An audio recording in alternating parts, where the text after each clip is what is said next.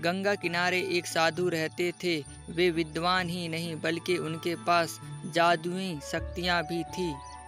एक बार वे ध्यान पर बैठे थे, तभी वहाँ से गुजरती हुई एक बाज के चोंच से एक चूहा उनके हाथों में गिर जाता है।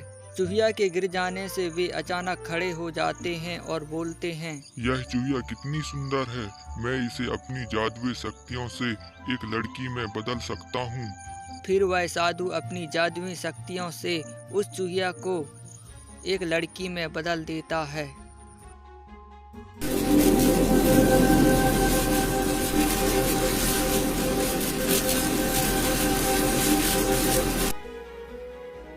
और बोलता है कि आज से तुम हमारी बेटी हो और आज से तुम हमारे साथ ही रहोगी। यह बोलकर साधु अपनी बेटी को लेकर अपने घर के ओर जाने लगता है। साधु घर पहुंचते ही अपनी पत्नी को आवाज देकर बुलाता है और बोलता है कि देखो मेरे साथ कौन आया है। उसके बाद बोले, तुम हमेशा से ही संतान चाहती थी ना, लो आज से ये हमारी पुत्री है, इसकी देखभाल बड़ी प्यार और स्नेह से करना। उसके बाद साधु चले जाते हैं और वह स्त्री अपनी पुत्री को बड़े स्नेह और प्यार से पालती है। सुबह से शाम, शाम से रात और रात से सुबह होती रही। सालों दर साल बीतते गए। अब वह लड़की बहुत बड़ी हो चुकी थी। साधु अब अपनी पुत्री की शादी के बारे में सोचने लगता है और अपने घर के ओर आता है और अपनी पत्नी से बोलता है, मेरी बेटी का विवाह ऐसे व्यक्ति से होना चाहिए जो सबसे बड़ा हो। मेरे हिसाब से सूर्य सही रहेगा। पत्नी भी अपने पति की बातों में हामी भर देती है। अगली सुबह साधु अपनी जादुई शक्तियों से सूर्य देवता को बुलाते हैं और अपनी बेटी से शादी करने को कहते हैं, पर सूर्य देवता को देखते ही उसकी बेटी ने बोली, पिताजी मैं इससे शादी नहीं करूंगी, यह तो बहुत गर्म है, मैं इससे भी बेहतर से शादी करना चाहती हूँ। इसके बाद साधु सूर्य से पूछता है, आप ही कुछ सुझाव बताएं। तब सूर्य देवता बोलते हैं,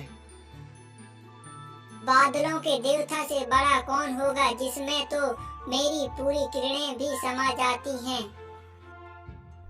इसके बाद साधु बादल के देवता को बुलाता है और अपनी बेटी से शादी करने को बोलता है, लेकिन फिर उसकी बेटी बोलती है, मैं इससे शादी नहीं करना चाहती, है तो कितना बदसूरत है।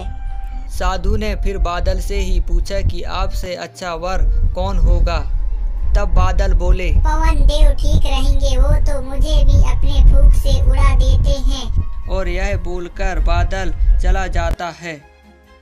उसके बाद साधु हवा को बुलाते हैं, पर उसको भी देखकर उसकी बेटी बोलती है, मैं इससे शादी नहीं करूंगी, ये तो कहीं टिकते नहीं, हमेशा यहाँ वहाँ भागते रहते हैं। इसके बाद साधु पवन देव से बोलते हैं, आप ही कोई अच्छा वर बताएं।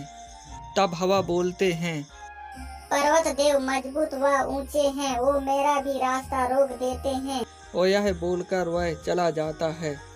फिर साधु पर्वत देव को बुलाता है और बोलता है कि तुम मेरी बेटी से शादी कर लो, पर उसकी बेटी बोलती है, ये तो बहुत लंबे, सख्त व कठोर हैं, मैं इनसे विवाह नहीं कर सकती, इनसे भी कोई बेहतर चाहिए। फिर साधु पर्वत देव से अच्छा वर पूछता है। जब पर्वत देव बोलते हैं, माना मैं काफी सख्त, मजबूत व ऊंचा हूँ, पर चूहे मुझ में भी आसानी से बिल बना सकते हैं। इसके बाद साधु चूहे को बुलाता है और चूहे को देखते ही उसकी बेटी बोली, हाँ पिताजी, यही तो है वह, मैं जिसे शादी करना चाहती हूँ। साधु ने सोचा इसे ही किस्मत कहते हैं। यह एक चूहिया थी और एक चूहे से ही विवाह करना इसके भाग्य में लिखा था। उन्होंने जादू मंत्रों से प्रभाव से पुत्री को फिर से चूहिया बना दिया और उनकी शादी कर दी।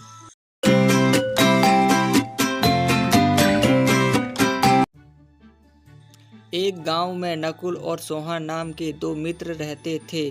इनमें से नकुल बहुत धार्मिक और भगवान को मानने वाला था और इसके विपरीत सोहन बहुत ही ईमानदार और मेहनती था, जो अपने काम पे ही ध्यान रखता था। एक दिन मिलकर वह दोनों ने निर्णय लिया कि वे किसी का जमीन खरीदेंगे।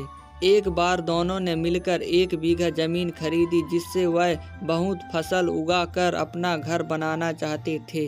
सोहन तो खेत में मेहनत करता था, लेकिन नकुल कुछ काम नहीं करता था, बल्कि मंदिर में जाकर भगवान से अच्छी फसल होने के लिए प्रार्थना करता था। इसी तरह समय बीतता गया और फसल पककर तैयार हो गई।